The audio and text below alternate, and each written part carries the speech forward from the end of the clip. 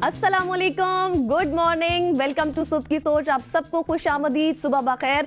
और मैं हूं आपके साथ गज़ल अशरफ अवान। आज मेरे साथ हसनैन लियाकत नहीं है, मेरे अड़ोस पड़ोस में आपको कोई नज़र नहीं आ रहा बिकॉज उनकी कोई फैमिली एमरजेंसी थी, सो ही हैड टू गो। तो आज आपको मेरे साथ ही गुजारा करना पड़ेगा, मुझे ही सुनना पड़ेगा। और आज मेरे पास बहुत कुछ है आपको बताने के लिए, बहुत ज़बरदस्त सेगमेंट्स भी हैं। और इसके साथ साथ सबसे पहले आप सबको जुम्मा मुबारक, क्योंकि आज जुम्मा है और आप सबकी सुबह का आगाज़ इस नई सोच और उम्मीद के साथ कि आज का दिन आपने अच्छे तरीके से गुजारना है और साथ ही साथ अपनी इबादत करनी है, दुआएं करनी है, मेरे लिए करनी है, अपने लिए करनी है, अपने कामों के लिए करनी है, गुनाहों की माफ़ी मांगनी है। इसके साथ उन लोगों के लिए करनी है जो इस वक्त जंग ज़दा हालत में है और बहुत परेशान है। साथ ही साथ आपने अच्छे अच्छे काम भी करने हैं। आज का दिन आपको आपकी ईमान को मजबूत करने का दिन है, क्योंकि वैसे तो रोज़ का ही दिन अच्छा होता है और ईमान को मजबूत करने का दिन होता है, लेकिन जुम्मे की ख़ास अहमियत है, ख़ास फजीलत है, जिस पर हम एक सेगमेंट भी कर चुके हैं, आपको याद होगा। और बहुत उसके फ़ज़ाइल और आदाब भी बताए गए थे कि क्यों जुम्मा इतना ज़्यादा इम्पॉर्टेंट है। So let's start with social stories. हमारे पास आज बहुत ज़बरदस्त जुम्मे के लिहाज से सोशल स्टोरीज भी हैं, तो शुरू करते हैं कि बहुत ज़बरदस्त कारनामा है पाकिस्तान का। ई कॉमर्स के रोशन सितारे उमैर अरशद की ये कामयाबी है। सबसे पहले आपको बताएंगे कि पाकिस्तान के मारूफ e commerce expert Umair Arshad को ग्लोबल डिजिटल अवार्ड में e commerce trailblazer of Pakistan के अवार्ड से नवाजा गया है।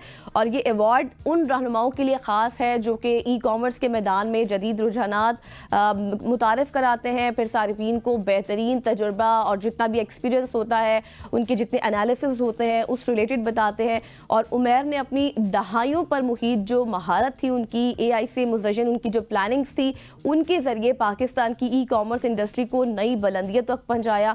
और आपको बताऊं कि सिर्फ ये नहीं, साथ ही साथ उन्होंने डेटा एनालिटिक्स और हाइपर पर्सनलाइज्ड सॉल्यूशंस के ज़रिए कारोबारी तरक्की में भी अहम किरदार अदा किया है और उनको ये अवार्ड दिया गया है। So congratulations to Umair Arshad, बहुत ज़बरदस्त उनका ये कारनामा था। मैं हमेशा से ये बात करती हूँ कि टैलेंट तो पाकिस्तान में है, लेकिन उसको ग्रो अप करने की ज़रूरत है। और उसके साथ जब हम देखते हैं ना कि नौजवान नस्ल का इस तरह से टैलेंट सामने आता है, तो फिर एक अलग सी खुशी भी होती है। जिस तरह से उनको सपोर्ट फिर हम देखते हैं कि जब हमारे सेगमेंट्स में आते हैं, हमारे प्रोग्राम्स में आते हैं, लेकिन उनका एक शिकवा ज़रूर होता है कि शायद उनको गवर्नमेंट की उस तरह से सपोर्ट नहीं है जिस तरह से होनी चाहिए। अपने बलबूते पर तो इंसान बहुत कुछ कर सकता है और करना भी चाहता है, और आज की जो नौजवान नस्ल कई बहुत कुछ करना चाहती है।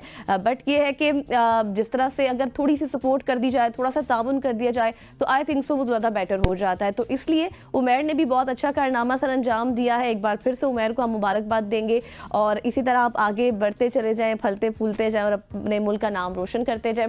ये तो आपको मैंने बताया कि उमैर की जो कामयाबी थी। अब मैं आपको एक ज़बरदस्त खुशखबरी एक और भी देने वाली हूँ, क्योंकि जुम्मा है ना, तो जुम्मे के लिहाज से अच्छी अच्छी खबरें भी हमारे पास आती रहती हैं। और ये खबर है जी लाहौर से। लाहौर हाई कोर्ट में कुछ ऐसा हुआ कि पाकिस्तान में कम से कम उजरत को माहाना 1000 अमरीकी डॉलर मुकर्रर करने की ये दरख्वास्त दी गई है। इससे पहले भी इस रिलेटेड हमने आपके साथ एक इसी तरह की जो है वो खबर शेयर की थी, जिसमें तनख्वाहों के हवाले से कहा गया था, लेकिन वो मजदूरों की तनख्वाहें थी कि उनको बढ़ना चाहिए। अब कुछ हुआ यूँ कि लाहौर हाई कोर्ट में एक दरख्वास्त दायर की गई और जिसमें ये कहा गया कि पाकिस्तान में जो कम से कम तनख्वाह या फिर उजरत होनी चाहिए ना माहाना, मंथली, वो 1000 अमरीकी डॉलर, यानी कि जो तकरीबन बनते होंगे पाकिस्तानी 2,78,000 से ज़ायद कुछ पैसे होंगे। तो ये कहा गया है कि ये मुकर्रर कर दी जाए। और दरख्वास्त गुजार ने यह भी कहा है कि पाकिस्तान में बरतानिया और अमेरिका जैसे ममालिक की तरह मेहनत कशों के हुकूक का तहफ़्फ़ुज़ किया जाए। और इस वक्त मैं आपको बताऊं कि पाकिस्तान में जो कम से कम तनख्वाह है लोगों की, वो सिर्फ और सिर्फ 37,000 रुपये है, जो कि दरख्वास्त में तजवीज़ करदा रकम से भी बहुत ज़्यादा कम है। और दरख्वास्त में मौजूदा उजरत नोटिफिकेशन को मुअत्तल करने और नई उजरत मुकर्रर करने की दरख्वास्त भी की गई है। अगर आप इस खबर को देखें कि 37,000 रुपये माहाना किसी एक बंदे की तनख्वाह होगी, तो वो कैसे अपने अखराजात को पूरा करेगा, अपना घर कैसे चलाएगा, बिल कैसे देगा, किराया कैसे देगा, बच्चों को कैसे पढ़ाएगा, अपने सिर्फ 100 मामलात आ जाते हैं, कोई इवेंट आ जाता है, हारी बीमारी आ जाती है, उसके ऊपर जो है स्पेंड करना होता है। तो किस तरह से ये मामला चलेंगे। तो ये दरख्वास्त दी गई है और हम उम्मीद करते हैं कि जिस तरह से दरख्वास्त में ये भी कहा गया है कि पाकिस्तान में क्यों हवाला दिया जाता है बाहर के ममालिक का, कि क्यों यहाँ पर उस तरह की फैसिलिटीज़ होनी चाहिए। आज का नौजवान बहुत ज़्यादा टैलेंटेड है और उसके टैलेंटेड होने की हमें कोई आगे फिर उसका कोई फ्यूचर उसको नज़र नहीं आता और वो बाहर के ममालिक का रुख करता है। और वो इसीलिए करता है कि शायद वहाँ पर जाके उसको अच्छी अपॉर्चुनिटीज़ मिल जाए, जॉब मिल जाए, वो अपना फ्यूचर को सिक्योर कर ले। लेकिन क्या वो उसको फैसिलिटीज़ पाकिस्तान में नहीं मिल सकती? क्यों नहीं मिल सकती? मिल सकती हैं अगर आप अपने टैलेंट को ग्रो करें, अगर आप अपने टैलेंट को सपोर्ट करें। इसी तरह से जो आप देखें कि जितने बच्चे हैं वो सीखते हैं, आईटी इतनी ज़्यादा हमारी ग्रो कर रही है, एआई का दौर है, आगे बढ़ा है, लेकिन उस तरह से वसाइल नहीं मिलते। आज नौजवान डिग्रियां लेकर रास्तों पर घूम रहे हैं। क्यों घूम रहे हैं? इसीलिए घूम रहे हैं कि उनको किसी भी जगह जॉब नहीं मिल रही है, तो फिर वो बाहर का रुख करते हैं। बट लेट्स सी कि दरख्वास्त दी गई है और दरख्वास्त में ये इस्तदा की गई है कि अब जो माहाना उजरत है उसको बढ़ाया जाए। और अमेरिका का हवाला दिया गया है कि भाई एक जो है वो एक अच्छी तनख्वाह है, मतलब 2 लाख से ज़्यादा है। तो आज के इस दौर में जिस तरह से महंगाई का दौर है, थोड़ा सा जो है वो तामुन कर लिया जाए तो आई थिंक सो बेहतर होगा। अब आगे बढ़ते हैं और आपको ये बताते हैं एक और अच्छी खबर है, क्योंकि सबसे पहले मैंने आपको ये खबर दी कि उमैर ने अच्छा काम किया, फिर मैंने आपको अच्छी खबर दी कि लाहौर में एक बहुत अच्छी जो है वो डेवलपमेंट हुई है। अब मैं आपको बताने वाली हूँ ये ख़वातीन के हवाले से हज से रिलेटेड बहुत अच्छी खबर है, क्योंकि हज 2025 पाकिस्तानी ख़वातीन के लिए नए कानून का निफाज कर दिया गया है। और पाकिस्तान की जो वजारत मजहबी उमूर है उसने हज 2025 के लिए ख़वातीन के सफ़र से मुतालिक नए कवानीन का भी ऐलान कर दिया। और अब ख़वातीन जो शर्त होती हैं उसके तहत अकेले हज भी कर सकती हैं, लेकिन शर्त इसके साथ साथ ये भी रखी गई है कि एक महफूज और काबिल एतमाद ख़वातीन का ग्रुप हो जिसके साथ कोई भी लेडी जा सकती है। और ये तब्दीली इस्लामी नज़रियाती कौंसिल की तजवीज़ के मुताबिक की गई है ताकि ख़वातीन को महफूज और सहूलत से भरपूर सफ़र मुहैया की जा सके। क्योंकि आपको पता है कि पहले ऐसा होता था कि मर्द का साथ जाना लाजमी होता था, लेकिन अब इस चीज़ में थोड़ी सी नरमी कर दी गई है और जिसमें कहा गया है कि एक बावकार और बिल्कुल जो आप ये कहें कि सपोर्टिव ग्रुप होता है उसके साथ ख़वातीन जाए तो उनके लिए ठीक है। और इसके साथ साथ 12 साल से कम उम्र के बच्चों की शिरकत पर भी पाबंदी आयद कर दी गई है। सऊदी हुकूमत ने वैक्सीनेशन कवानीन पर अमल दरामद लाजमी करार दिया है। इसके साथ आपको ये भी बताएं कि हज कोटे में 1,89,210 अफराद को शामिल किया गया, जो हाजियों के लिए एक बड़ी सहूलत भी है। तो that is very good initiative जो कि लिया गया है और ये फैसला किया गया है कि अब ख़वातीन कैन ट्रेवल सोलो, लेकिन एक वकार और बाइख्तियार ख़वातीन के ग्रुप के साथ वो जा सकती हैं। तो जुम्मा है और जुम्मे से रिलेटेड आप देखें कि वैसे ही वाइब्स आ जाती हैं। जब जुम्मा आता है ना तो अच्छी अच्छी खबरें वैसे ही हमारे पास आती हैं जो हम आपके साथ शेयर करते हैं। तो ये वैसे अगर ओवरऑल देखा जाए तो बहुत अच्छी खबर है, क्योंकि एक बड़ी तादाद थी ख़वातीन की, और बुजुर्ग ख़वातीन भी जो होती हैं वो इसलिए उम्रा हज की सादत करने से रह जाती हैं कि कोई उनके साथ मेल नहीं जा सकता, इसके ऊपर रिस्ट्रिक्शंस हैं। तो अगर ये देखा जाए तो अब इस रिस्ट्रिक्शंस को जो है इनको ख़त्म कर दिया गया है। ख़वातीन जो है वो अब जा सकती हैं और हज कर सकती हैं, लेकिन ख़वातीन के ग्रुप के साथ, और कुछ शराइत है उनको भी आपको पूरा करना होगा।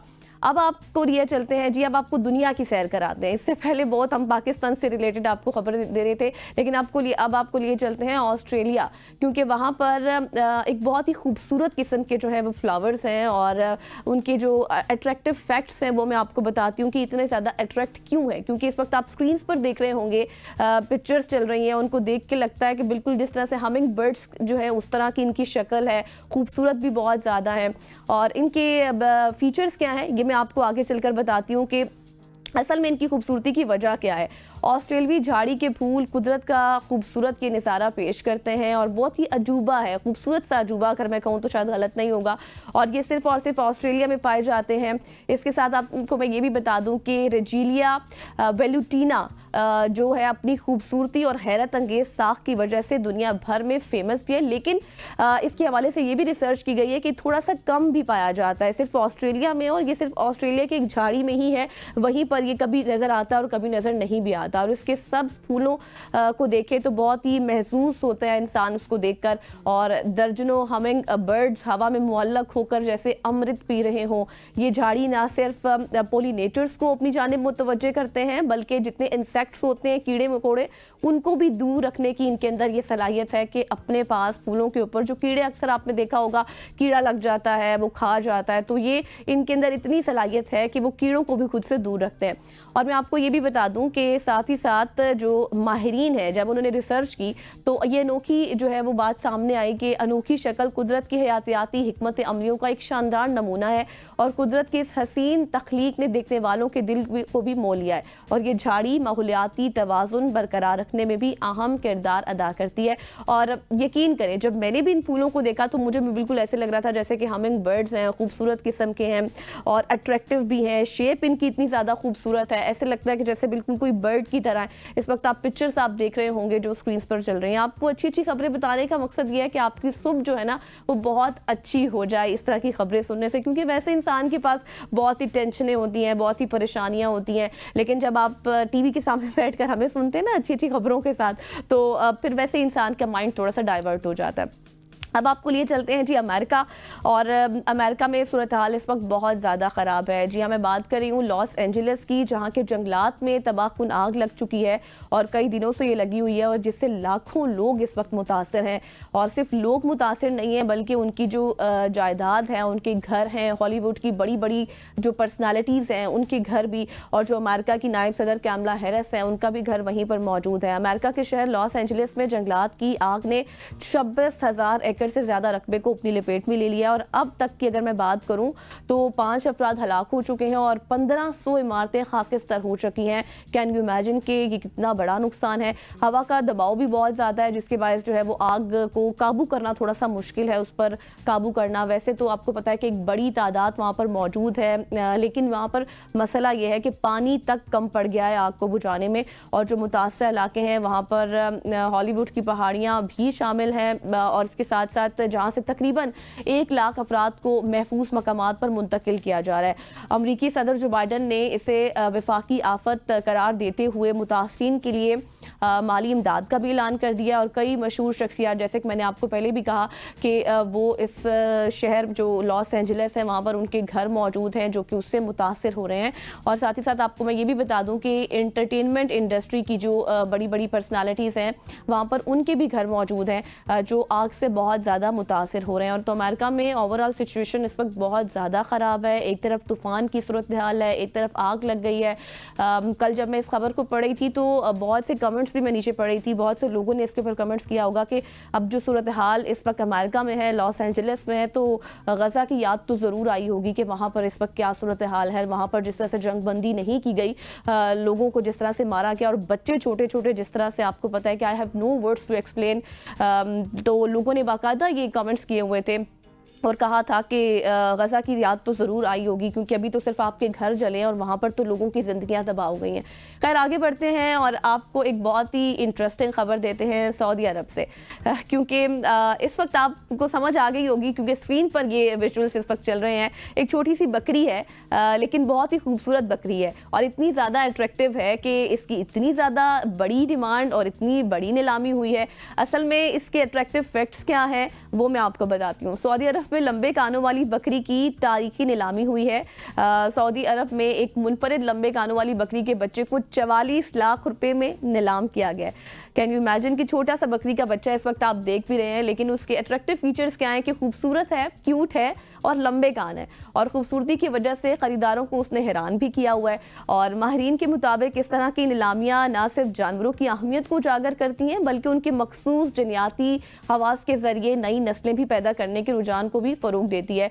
तो जिस तरह से अभी ये हेडलाइंस का मरकज़ बनी हुई है, ये बकरी छोटी सी है, लंबे कान है, तो जाहिर है इस तरह से जानवरों को भी फ़रोग मिलता है, उनकी अहमियत भी उजागर होती है, लोगों में इंटरेस्ट पैदा होता है, अपने घरों में लेकर आते हैं, उनके साथ टाइम स्पेंड करते हैं। और बकरी तो ऐसी चीज़ है कि जिसे वैसे ही मोहब्बत हो जाती है। एक छोटा सा वाक़या मैं आपको बताऊं, मेरी अपनी छोटी सिस्टर है तो उसको इन चीज़ों से बहुत मोहब्बत है। तो एक दफ़ा वो बकरी ले आई तो वो बकरी उसके साथ इतनी ज़्यादा अटैच हो गई कि जब वो बेड पर जाए तो बकरी उसके साथ बेड पर जाती है, वो वॉशरूम जाए तो बकरी पीछे वॉशरूम तक जाती है।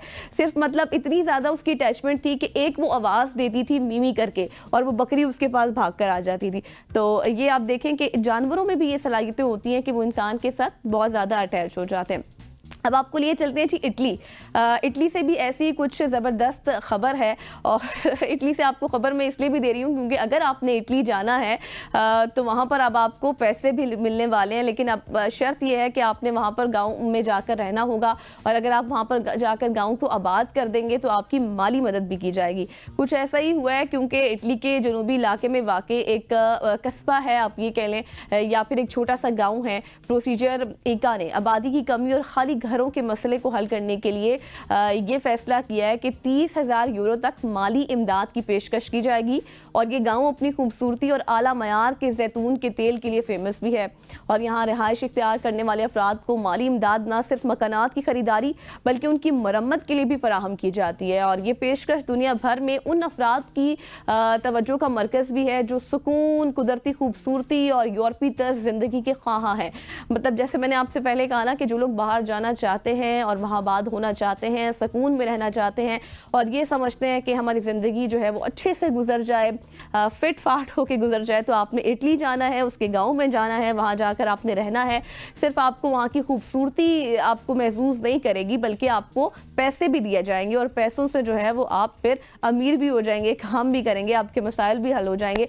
तो ये जी आज की सोशल स्टोरीज थी, जिस तरह से हमने डिस्कस की, पूरी दुनिया की सैर कराई आपको, पाकिस्तान की कराई, लाहौर की कराई, सऊदी अरब की कराई, इटली की कराई, अमेरिका की कराई और मज़े मज़े की आपको स्टोरीज भी बताई आपको। और अब हम बात करेंगे ज़िला कुरम में अमन अमान की बहाली के सफ़र में एक बड़ी पेशरफ देखने में आई है क्योंकि खैबर पख्तूनख्वा हुकूमत की जानिब से अशिया खुरूनोश, अद्वियात और जो दीगर चीज़ें थी जो कि इंसानी ज़रूरत जो अशिया का सामान है वो मुश्तमिल 40 ट्रकों पर पहला काफिला बगन और पारा चिनार पहुँच चुका है। और तकरीबन 94 डेज़ के बाद ये तवील इंतज़ार था। आपको पता है कि इससे पहले हमने डिस्कस किया था कि बच्चों की कितनी बड़ी तादाद थी जो कि 94 डेज़ में जिनकी हलाकत हुई है वो शहीद हुए हैं। और 94 डेज़ बाद जब वहाँ पर ये ट्रक पहुँचे हैं, सामान पहुँचे हैं, तो लोगों में खुशी की लहर दौड़ गई और ये काफ़िला सख्त सिक्योरिटी के हसार में, फ़ज़ाई निगरानी में अपनी मंजिल तक पहुँचा है जो कि अमन की बहाली में एक अहम संग मील भी साबित हो रहा है। इस तमाम तर सिचुएशन पर बात करें, हमारे कॉरेस्पॉन्डेंट हमारे साथ मौजूद हैं फरीदुल्ला साहब पेशावर से। फरीदुल्ला, वेलकम टू सुबह की सोच, ब्यूरो चीफ पेशावर हैं फरीदुल्ला। सबसे पहले तो ये बताएं हमें कि ये 94 दिनों बाद काफिला का है, कौन कौन से इलाकों में पहुंचा है और क्या मुज़ाकरात कामयाब हो गए हैं अब? जी हाँ, ये मशरूत तौर पर ये काफिला सूबाई हुकूमत ने वहाँ पे इंसानी हमदर्दी की बुनियाद पर भेजा था और ये तकरीबन 35 से 40 ट्रक, छोटे ट्रक जो है मिनी ट्रक, उसमें सामान था। लेकिन अब भी जो कल हमारी बात हुई थी इलाके में, चूंकि आपने जिस तरह जिक्र किया कि 94 दिन बाद ये काफिला पहुंच गया, तो वहाँ पे अब भी अशाए खुर्दनूश की, क्योंकि सबसे जो मेन मार्केट है बगन का, उसकी सारी तकरीबन दुकानें हैं वो जल चुकी हैं, वहाँ पे कुछ भी नहीं है। और अब लोग जो खेतियों में जो फसलें हैं उगाए हैं, स्पेशली आलू जो वहाँ का सबसे बड़ा वो है पैदावार है, वही वो करके और गुजारा कर रहे हैं। अद्वियात की अगर हम बात करें तो जो कल हमारी बात हुई वहाँ के जो एमएस हैं सरकारी हॉस्पिटल के, अद्वियात की बहुत ज्यादा कमी है, बहुत ज्यादा, स्पेशली जो डायबिटिक लोग हैं उनके लिए अद्वियात की इंतहाई कम है, न होने के बराबर है। और जो अशियाई खुर्दनूश जो पहुंच गए थे वो भी, मतलब इतने सारे, तकरीबन 3 महीने से ज्यादा लोगों के घरों में कुछ भी नहीं था, तो जाहिर है हर कोई कतार में खड़ा था और इंतजार कर रहा था कि कुछ चीजें खुर्दनूश, स्पेशली बच्चों को बेइंतहा तकलीफ है, क्योंकि जो छोटे बच्चे हैं, जो दूध पीते बच्चे हैं, उनके लिए वो दूध जो बाजारों में मिलता है वो नहीं मिल रहा है, ना होने के बराबर है। बदकिस्मत ये है कि पाकिस्तान के साथ कुरम का, पारा चिनार का सिर्फ वाहिद एक रास्ता है, जो बाकी 3 रास्ते हैं वो अफगानिस्तान की सूबा खोस्त, पख्तिया और पख्तिया के साथ मिलते हैं। तो जब भी ये अफगानिस्तान में सूरत हाल बिगड़ती जाती है, तब भी अगर हम अंदाजा लगाएं इससे, तो पाकिस्तान की आज़ादी से पहले भी ये सिलसिला चला आ रहा था। और जब अफगानिस्तान में अमन होता। फरीदुल्ला, ये बताएं कि जिस तरह से अभी बता रहे हैं ना आपके अद्वियात की शदीद वहाँ पर किल्लत है, क्योंकि हमारे पास जो इत्तलात है ना मशीरान की जानिब से, ये इत्तलात है कि शायद अब धरने दोबारा भी कुछ मकामात पर शुरू हो चुके हैं, क्या ऐसा ही है?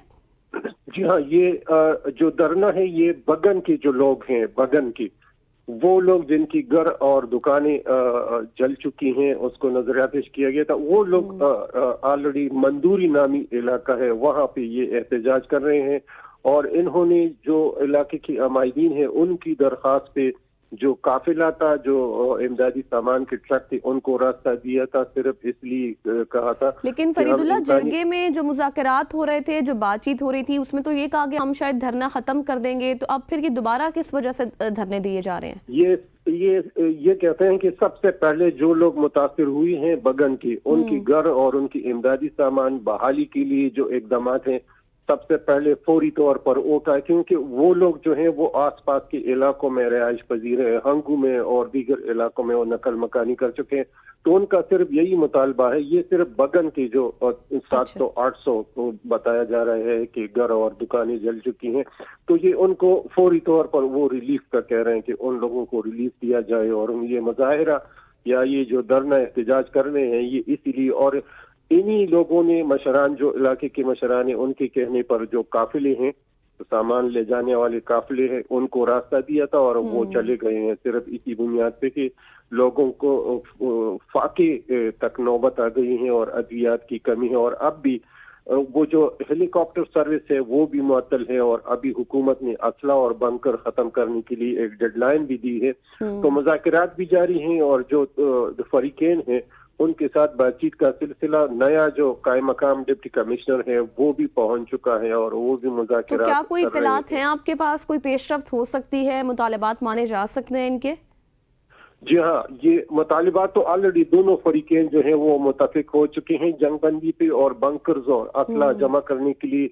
हुकूमत ने फैसला किया है कि एक डिस्क कायम करेंगे और इनसे जो असला है वो बाकायदा हुकूमत खरीद कर उसका रिकॉर्ड रखेगी अपने पास, और जिन लोगों को मजबूरन जरूरत हो असले की तो उनके लिए फौरी तौर पर लाइसेंस जारी करेंगे। अच्छा, अब फरीदुल्लाह ये भी बताएं कि इससे पहले आप अद्वियात से रिलेटेड बात कर रहे थे, क्या जो ट्रक उन्होंने पहुंचाए हैं, वहां पर पहुंचे हैं, उसमें अद्वियात उसमें भी कम थी कि लोगों को नहीं पहुंच सकी? और अभी आप भी यही इत्तला दे रहे हैं कि अद्वियात की अभी भी किल्लत है? जी, अद्वियात की बहुत ज्यादा किल्लत है और आप देखें पूरा डिस्ट्रिक्ट है और उसमें जितनी भी सरकारी हॉस्पिटल्स हैं वहाँ जो जरूरत की 90 दिनों में वो जितना भी स्टॉक था, चूंकि रास्ते बंद थे, तरसील नहीं थी, तो वो जो अद्वियात थी वो तो खत्म हो चुकी हैं। और अब मतलब एक ट्रक से किसी एक ही इलाके की जो जरूरत जो है वो पूरी हो सकती है। पूरी जिले का या पूरी इलाके का पहाड़ी इलाका है और दूर दराज इलाकों में BHU और RECs वगैरह है, डिस्पेंसरियां हैं, तो वहां तक दवाई पहुंचाना थोड़ा सा मुश्किल भी है। लेकिन ये है कि 90 दिन में वो जो स्टॉक था वो खत्म हो चुका है और अड़गी लोगों को तकलीफ का सामना है। बहुत सारे जो मरीज थे जो सर्जरी करने वाले थे उनको तो पेशावर मुंतकिल किया गया था, लेकिन यह है कि अब भी बहुत सारे ऐसे लोग हैं जो मरीज हैं और वो इलाज मालिजी के लिए पेशावर या इस्लामाबाद या दीगर शहरों में जाना चाहते हैं, लेकिन रास्तों की बंदिश की वजह से वो उधर ही हैं। तो और अब क्या ये कोई इत्तलात है कि मजीद भी ट्रक भेजे जा सकते हैं सामान के हवाले से, अद्वियात के हवाले से मजीद ट्रक आने की भी इत्तलात है कोई? हुकूमत ने जो डिप्टी कमिश्नर पर हमले में जो लोग मुलव्विस थे उनमें से कुछ लोगों के बारे में जो अमायदीन हैं उनको कहा था, उनको डेडलाइन दी थी कि जब तक ये लोग आप हवाला नहीं करेंगे, ये तो और इमरजेंसी में इन्होंने जो ये 35-40 ट्रक भेजे हैं, लेकिन ये है कि ये तभी इमदाद बहाल करेंगे और रास्ते खोलेंगे जब ये लोग उनको हुकूमती इदारों के हवाले किए जाएं जो DC पर हमलों में मुलव्विस रहे। तो मेरे ख्याल में ये 1-2 दिन में ये भी जो अमायदीन आए थे, जो मुज़ाकरात हुई थी डिप्टी कमिश्नर और दीगर लोगों के साथ, तो वो मुतफिक हैं कि वो जिम्मेदार हैं। और जरगे में ये शर्त रखी गई थी कि जिस इलाके में सरकारी एहलकारों या शहरियों पर हमले हुए तो उसी इलाके के जो अमायदीन हैं, जो जरगा मेंबरान हैं, वो जिम्मेदार होंगे। तो अब जिम्मेदारी उन अमायदीन की है कि वो इन लोगों को पकड़ के हुकूमत के हवाले कर दे। तो अभी हुकूमत ने वो डेडलाइन भी दी है कि उन लोगों को हवाले किया जाए और जब जो ही ये हवाला करेंगे तब आगे जाके जो मजीद इमदादी सामान है। और साथ में जो ताजर लोग हैं उनकी बहुत सारे ट्रक हंगू में, जो नवाही जिला है, हंगू में खड़े हैं, तो उसके लिए भी अगर रास्ता खुल जाए तो वहाँ पे, और वहाँ जो चीजें मौजूद हैं उनकी कीमतें, जो मकामी लोग हैं उनका कहना था कि उनकी कीमतें बहुत ज्यादा है, एक तो नहीं है, और जब चीजें कम हो तो जाहिर है उसकी कीमत बढ़ जाती है। तो मुश्किलात हैं, और तवक्को ये की जा रही है, जो डिस्ट्रिक्ट एडमिनिस्ट्रेशन से बात हुई थी तो उनका यही कहना था कि अनकरीब ये मसला हल हो जाएगा। अच्छा फरीद, अभी आपने बताया ना इससे पहले कि बगन वाले लोग जो हैं वो ज़्यादा एहतजाज कर रहे हैं, उन बाज़ारों में जो नुकसानात हुए थे उसके हवाले से क्या कुछ इक़दाम हो रहे हैं वहाँ पर अब? जी हाँ, ये डीसी पर हमले से पहले जो सर्वे इन्होंने तकरीबन 90% घरों और दुकानों का सर्वे सूबाई हुकूमत ने मुकम्मल किया था, और उनके लिए एक, जब ये सर्वे, उनका कहना था, जो बैरिस्टर सैफ है तर्जुमान सूबाई हुकूमत का, उनका कहना था कि एक जो ही ये सर्वे मुकम्मल की जाए तो हंगामी बुनियादों पर इनके लिए इमदादी और बहाली का काम शुरू किया जाएगा, और जिली इंतजामिया की तवस्सुत से इन्हें वो इमदाद फराहम की जाएगी। तो ऑलरेडी इसमें इसलिए रुकावट आ गई कि जब डीसी पर हमला हुआ तो एक तरह से वो काम मुकम्मल होना था उसी दिन और या दूसरे दिन, लेकिन जब ये वाकया रोनुमा हुआ तो उसमें ताखीर पैदा हो गई और हुकूमत ने वो सर्वे का काम जो है वो रोक दिया है।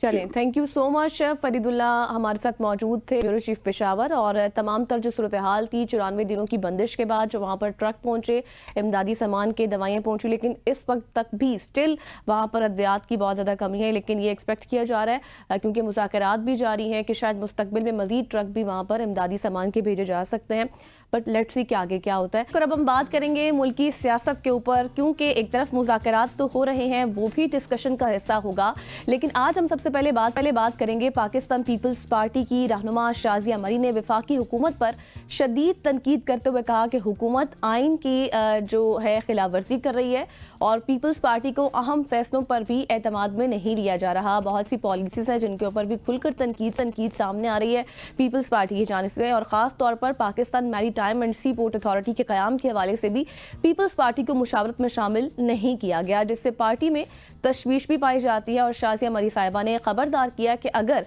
पीपल्स पार्टी हुकूमत की हिमायत वापस ले ले तो वफाकी हुकूमत ख़त्म हो जाएगी, और मुस्लिम लीग नून को इसका एहसास नहीं हो रहा है। उन्होंने मजीद ये भी कहा कि मुश्तरका मफादात कौंसिल का इजलास 11 महीनों से नहीं बुलाया गया, जो आइन के मुताबिक 3 माह में तलब किया जाना ज़रूरी है। और इसके साथ साथ उन्होंने हुकूमत पर इल्ज़ाम आयद किया कि वो इत्तेहादियों और सूबों को शामिल किए बगैर अहम कौमी मामलात पर फैसले भी कर रहे हैं, जिससे दोनों जमातों के दरमियान एक जो तलखी है वो हमें बढ़ती हुई नज़र आ रही है। और ये तमाम तर सूरत हाल है, जिस तरह से तनकीद की जा रही है, कितनी हकीकत है इन इख्तलाफात में, ये आज हम जानेंगे। हमारे साथ मौजूद हैं पाकिस्तान पीपल्स पार्टी की सीनियर रहनुमा कादिर खान बंदूक खेल साहब ने हमें ज्वाइन किया है। Thank you so much for your time sir. सबसे पहले तो ये बताइए, और सबसे पहले आपको गुड मॉर्निंग भी, ये बताएं कि चल क्या रहा है, हालात क्या हैं, क्योंकि जो कुछ स्टेटमेंट्स आ रही हैं, बिलावल भुट्टो जरदारी की भी स्टेटमेंट्स आ जाती हैं, तलखियां, इख्तिलाफात बढ़ते हुए नजर आ रहे हैं। जी बिल्कुल, एक पुरानी कहावत है मुस्लिम लीग नून के बारे में कि ये जब फंसते हैं तो पाँव पड़ते हैं और जब निकल जाता है तो फिर गले को हाथ लगाता है, तो ये तो उनके बारे में मशहूर है। आपको याद होगा पिछली में भी शहबाज शरीफ साहब को, जहां मुस्लिम लीग नून खुद उसको वज़ीर-ए-आज़म बनाना चाह रहे थे, पीपल्स पार्टी ने इनको बनाया, और उस वक्त भी जो हमारे मसाइल थे मैं खुद असम्बली के फ्लोर पे इसको उठाता रहा, जिसके बारे में फिर मेरी शिकायतें भी होती रही। अब वो मौजूदा हुकूमत जहां 8 फरवरी का इलेक्शन होगा, उस वक्त पीपल्स पार्टी ने पीटीआई को ऑफर किए कि आपकी अक्सरियत है, आप हुकूमत बना ले, हम आपको गैर मशरूत सपोर्ट करते हैं। तो हस्बे मामूल, हस्बे तरबियत पीटीआई की वही गाली गलोच कि तो टाकू है, तो चोर है, हम आपसे बात नहीं करेंगे। वो कि आज मुज़ाकरात के लिए भीख मांग रहे और खान की रिहाई के लिए एनआरओ मांग रहे हुए एक अलग इशू है। पंजाब में स्टार्टिंग में जो हमारे एमएनए एमपी है वह उन अफसरान को लगाए गए जो एंटी पीपल्स पार्टी। हमारा ये कहना था कि आप भले अपने मर्जी का लगाओ, मगर कम से कम उन अफसरान को तो नहीं लगाओ जो मशहूर है कि ये पीपल्स पार्टी के खिलाफ है। वो बात हमारी अभी अधूरी थी। और फिर सिंध में सैलाब ज़दगान के लिए 21 लाख मकानान की ऐलान किया बिलावल भुट्टो साहब ने, वहाँ वफाक से फंड की दरख्वास्त की थी, वफाक ने वादा के बावजूद पैसे नहीं दिए। और उसके साथ साथ फिर ये इसके ऊपर मुज़ाकराती कमेटी चल रही थी, बातचीत चल रही थी पंजाब की सतह पे कि एक नए शोशे निकाल दिए उन्होंने, दरिया सिंध के ऊपर 6 नहरें निकालना। और मैं आपको याद दिलाता हूँ कि बहुत सारे डिक्टेटर और डिक्टेटर के पिट्टू जो ना वो कालाबाग डैम की बातें कर रहा था। आपने देखा कालाबाग डैम बन सका जो ये 6 नहरें निकाल रहे हैं, क्योंकि 6 नहरें अगर आप दरिया सिंध से निकालेंगे तो सिंध में और बलूचिस्तान में पानी का तो एक कतरा भी नहीं आएगा, तो ये कभी नहीं होगा। और फिर हमसे इस बारे में न मशावरत की न कोई बात की। अच्छा, ये बात अभी अधूरी थी कि 2 सूबे में जहां हमारी हुकूमत है, सिंध और बलूचिस्तान में जो समंदर लगता है वहां सी पोर्ट अथॉरिटी बना जा रहा है, हमसे मशावरत नहीं है। तो ये सारी चीजों का इंडिकेटर ये है कि मुस्लिम लीग नून जो है ना वो हमसे जान छुड़ाना चाहती है। मुस्लिम लीग नून को ये गालबन ये ख्याल है कि उन्होंने पंजाब में अपने पंजे गाड़ दिए और 148 जनरल सीटों पे उन्हें किसी और सूबे की जरूरत नहीं है। वज़ीर आज़म 169 वोटों से बनता है, तो मेरा ख्याल में उनका ये ख्याम ख्याली है। उनको अच्छी तरह पता है कि मैं और आप जो बात करें इस वक्त, अगर इस वक्त पीपल्स पार्टी ऐलान करे तो अगले मिनट में इनकी हुकूमत जो ना वो मुंह के बल गिरेगी और होगी नहीं है। तो जहां तक वो पीटीआई के साथ मुज़ाकरात कर रहे हैं, वहां ये क्या वफादारी दिखाएंगे जो अपने सपोर्टर जिसने एहसान किए उनके साथ ये हो रहा है। तो हम यही कहेंगे मुस्लिम लीग नून को कि खुदारा आगोश के नाखून लो। अगर आपकी वफाकी हुकूमत गिरेगी तो आपकी पंजाब की हुकूमत भी नहीं रहेगी। इस ख्याम ख्याली में नहीं रहना। लेकिन कादिर साहब, राना सनाउल्लाह साहब ये बात कह रहे हैं कि अभी जो पीपल्स पार्टी बयानात दे रही है ना, शायद मौजूदा हालात में उनको सूट करता है। अगर वो ये समझते हैं पीपल्स पार्टी वाले कि हमारी हुकूमत गिर जाएगी तो हमारी वजह से आप लोगों के पास कुछ आईनी ओहदे भी हैं, तो ये बातें भी वो लोग कर रहे हैं। ये उनको जरूर शौक पूरा करे, लेकिन बात यह है कि हम एहतियाती है या हमने आईनी उहदे लिए जिनके पास आप देख ले सदर आसिफ अली जरदारी साहब, जहां 58(2)B समेत बहुत सारे इख्तियारात थे, खुद उन्होंने सरेंडर किए पार्लियामेंट को। आप हमारे गवर्नर देख ले, उनके पास कोई इख्तियार नहीं है। आए दिन जो ना उज़मा बुखारी साहबा जो ना वो बरस पड़ती है, चाहे बिलावल साहब के बयान पे, चाहे गवर्नर पंजाब सलीम हैदर साहब के बयान के ऊपर। तो मैं ये समझ रहा हूँ माजी में पिछली हुकूमत में जहां मैं असम्बली में इनके बारे में जो बातचीत में करता था या मसाइल उजागर करता था, तो मरियम बीबी ने डायरेक्ट क़यादत से मेरी शिकायत लगाई। तो आज मुज़मा बुखारी को पूछने वाला कोई नहीं है, आज राना सनाउल्लाह को पूछने वाला कोई नहीं है। इतने सफेद झूठ बोल रहे हैं राना सनाउल्लाह। वो कहते हैं ये इनके साथ मशावरत होती है। अब देख रहे हैं शाजिया मरी साहिबा हमारी मरकजी तर्जमान है पार्लियामेंटेरियन के, वो प्रेस कॉन्फ्रेंस में ये बात बता रही है। मुझ जैसे अदना कारकुन तो हम टॉक शो में अक्सर बात करते हैं, खुद बिलावल साहब ने बीबी शेख की बरसी पे ये सारी बातें की है और ऊपर से वो हमें झुठला रही है। तो अब इसका क्या मतलब? इसका मतलब यही है कि वही जो मजबूरी के वक्त आपने फॉर्म पकड़ा, अब गालबन आपका हमारे गर्दन की तरफ है, तो ऐसा हरगिज नहीं होगा। ना आपको कालाबाग डैम की तरह 6 नहरें निकालने देंगे, ना आपकी ये हुकूमत स्मूथ चलेगी। अगर आपका ये ख्याम ख्याली है कि वफाकी हुकूमत गिर जाएगी, कोई बात नहीं, हमारे पास सबसे बड़ा सूबा पंजाब है, तो पंजाब में भी आपकी फिर अक्सरियत नहीं रहेगी अगर हमने एहतियात बना लिया। अच्छा कादिर साहब, अभी पीछे गवर्नर हाउस में भी मुलाकात हुई थी रिसेंट पास्ट में ही, अगर कुछ दिनों पहले की मैं बात करूं, और फिर ईवान सदर में भी मुलाकात हुई है। बिलावल साहब भी मौजूद थे, जरदारी साहब भी मौजूद थे और इसहाक डार साहब से मुलाकात हुई है और कहा गया कि तहफ़्फ़ुज़ात को हल कर लिया जाएगा, मिल बैठ कर बात कर ली जाएगी। तो कोई पेशरफ नहीं हुई इसमें? देखिए गजल साहबा, मैं तो आपको रिपीट पहले बात की है कि अभी वो मुज़ाकराती टीम चल रही थी, बातचीत चला रहे थे, तो नए शोशे छोड़ दिए 6 नहरों के और ये सी पोर्ट अथॉरिटी के। तो इसका मतलब क्या है कि ये इनके दिल में कोई कोट है। ये हमारे साथ जो है सच्चाई से बात नहीं कर रहे हैं। यानी पहले जो मसाइल पड़े हुए थे उन पर डिस्कस करने का, उनको हल करने की बजाय। अच्छा, दूसरी बात मैं ये भी कहना चाह रहा हूँ, आप ही मुझे बता दें, जो मैंने आपके सामने चंद मसले रख दिए उनमें से कौन सा नाजायज है, कौन सा गलत है? शहबाज शरीफ साहब जो ना हाय दिन वो मैं ये नहीं कहूंगा कि वो चल के आ जाता है इलेक्शन लड़ने के लिए। 2018 में मेरे इनके मुकाबले में इलेक्शन लड़ा है और यहाँ पानी जो मेरा हल्का है इन्हें 242 पानी की बूंद बूंद को तरस रहा है और यहाँ के 5 मनसूबा बना था। एंड टाइम पे शहबाज शरीफ साहब ने धोखा दिया और फंड नहीं दिया है। पिछले इलेक्शन, पिछले असेंबली की बात करूं जहां मैं नुमाइंदगी कर रहा था इस इलाके का, तो अब सवाल ये कि इलेक्शन के लिए तो आप भागे आते हो कराची, सिंध और पूरे पाकिस्तान में ये 2 बदनसीब सूबे हैं जहां एक मोटरवे भी नहीं है, न सिंध में, न बलूचिस्तान में। पंजाब में तो आपने कई मोटरवे बना ली है, पंजाब में तो आपको मोटरवे 11 महीने में बन जाता है। सिंध में आप बानाबाजी करो, फलाना मसला है, फलाना मसला है, फलाना मसला है, और फिर इलेक्शन के लिए आप दौड़े आते हो। फिर इलेक्शन की भी आपको सामने 2018 में भी आपको शिकस्त हुई है, 2021 में भी आपके कैंडिडेट मिफ्ता इस्माइल को शिकस्त दी मैंने, और 2024 में तो आप नाली से बचने के लिए यहाँ से आप चल पड़े। मैं भागने के लफ्ज़ इस्तेमाल नहीं करूंगा क्योंकि शहबाज शरीफ साहब का तायद कुन्ना और उनका अटारनी एक शख्स था, तो नाली से बचने के लिए वो कराची छोड़ गए। तो ये सारी चीजें तो उनको पीछा करेंगे। अगर आप सिंध के साथ, बलूचिस्तान के साथ सौतेलेपन का आप सलूक करेंगे तो हमने आपको बड़ा सूबा, बड़ा भाई माना है, तो बड़े भाई का मतलब ये नहीं है कि आप हमारे सर पे जो ना पावर रखे। लेकिन sir that is very unfortunate कि पहले से बातचीत होना और अब से अब फिर मुकर जाना और फिर ये कहना कि हमने हर बात पे पीपल्स पार्टी को ऑन बोर्ड लिया है, ये वाकई गलत बात है। अब थोड़ी सी ये बात भी बता दीजिएगा क्योंकि अब नून लीग के हवाले से कुछ ऐसे रहनुमा हैं जिनके बयानात ऑन रिकॉर्ड मौजूद हैं। वो ये कहते हैं कि पीपल्स पार्टी जो है वो आइनी ओहदे ले लेती है, लेकिन जब फेडरल जहाँ पे बड़ी जिम्मेदारी होती है, वहाँ की जिम्मेदारियों की बारी आती है तो थोड़ी सी पीछे हट जाती है। क्या ये भी वजह हो सकती है कि आपके तहफ़्फ़ुज़ात को नहीं सुना जा रहा? और साथ ये भी ऐड कर लीजिएगा कि अभी जो फेडरल कैबिनेट एक्सपेंड होगी, क्या उसका पीपल्स पार्टी हिस्सा होगी? नहीं, पीपल्स पार्टी बिल्कुल नहीं होगी। हमारी सेंट्रल एग्जीक्यूटिव कमेटी पहले ऐलान कर चुकी है कि हम वफाकी काबीना का हिस्सा नहीं बनेंगे। और बाकी ये जो लोग इनके फरमा रहे हैं कि आईनी उहदे लिए, मैंने आपको गिनवा दिया। सदर पाकिस्तान ने इससे पहले जो सदर पाकिस्तान थे और पाकिस्तान की तारीख में ये वाइस शख्स है जो दूसरी मरतबा सिविलियन सदर बन रहा है, उन्होंने तो अपने इख्तियार खुद दे दिए है।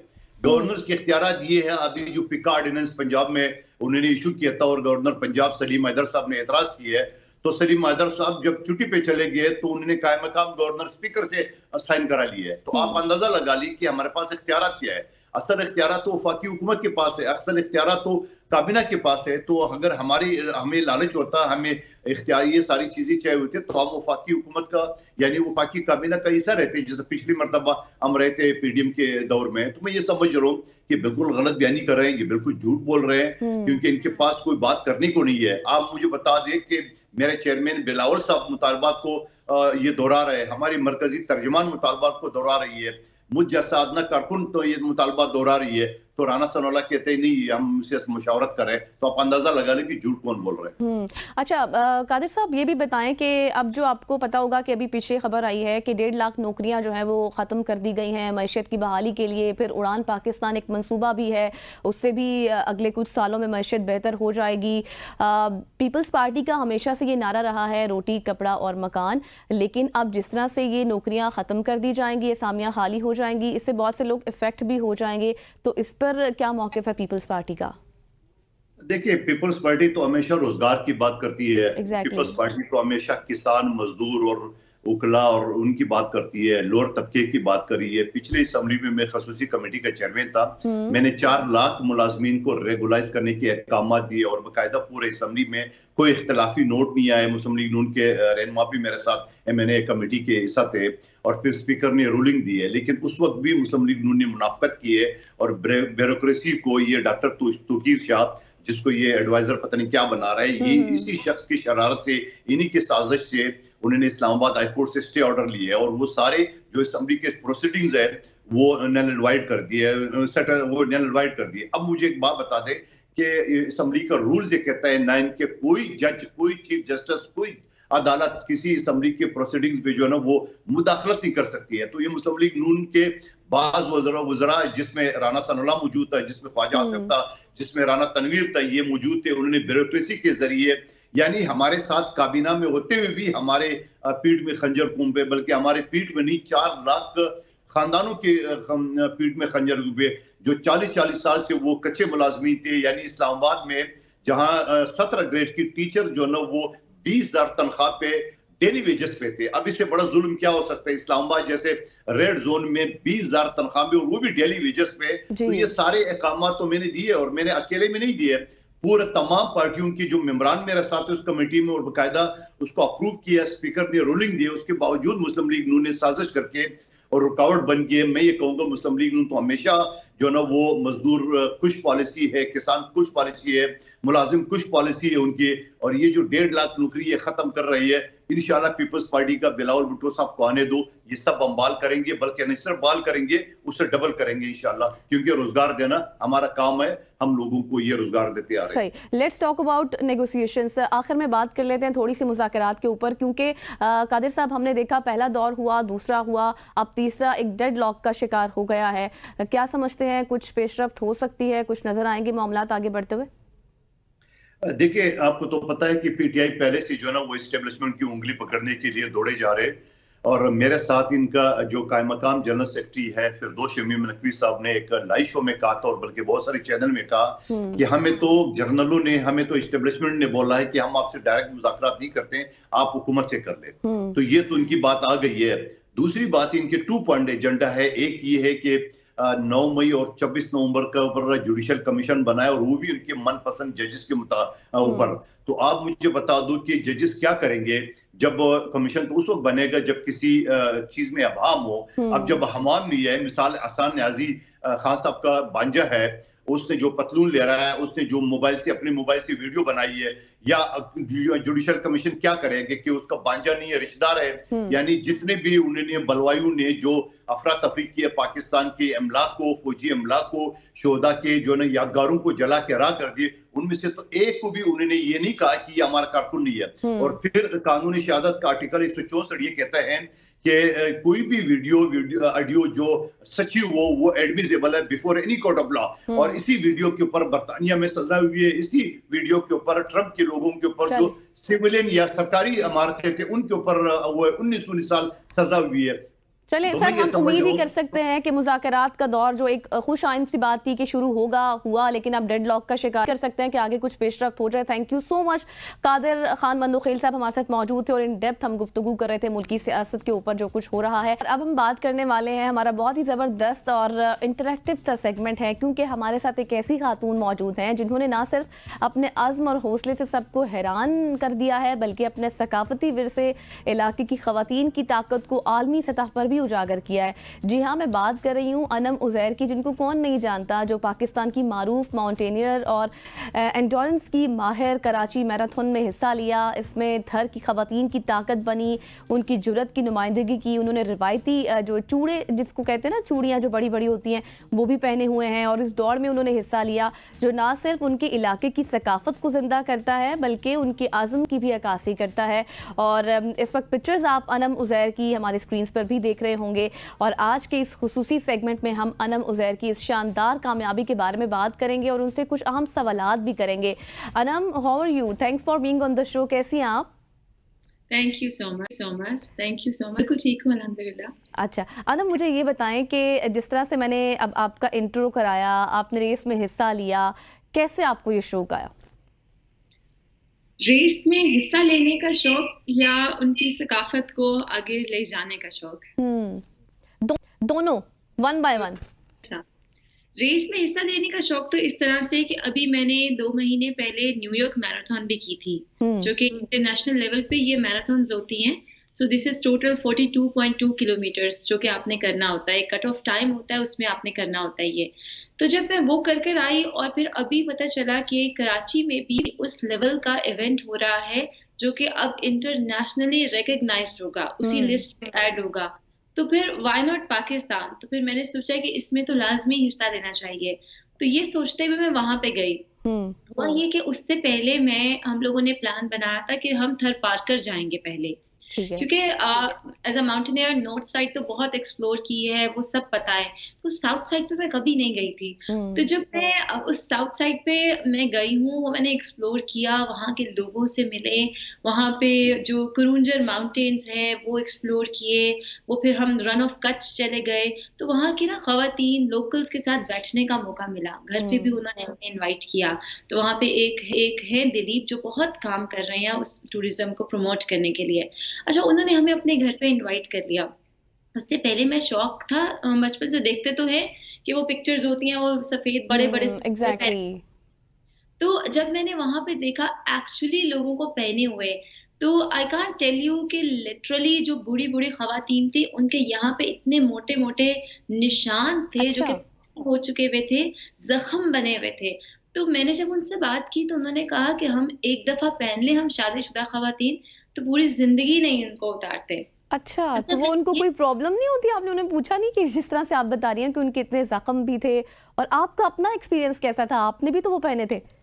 हाँ, तो मैंने सारी बातें पूछी जो कि आपके सवाल है ना, ये सारे मैंने उनसे सवाल किए। मैंने कहा आप लोग सोते कैसे, ये कैसे हो सकता है कि हर काम हर वक्त पहने रखना।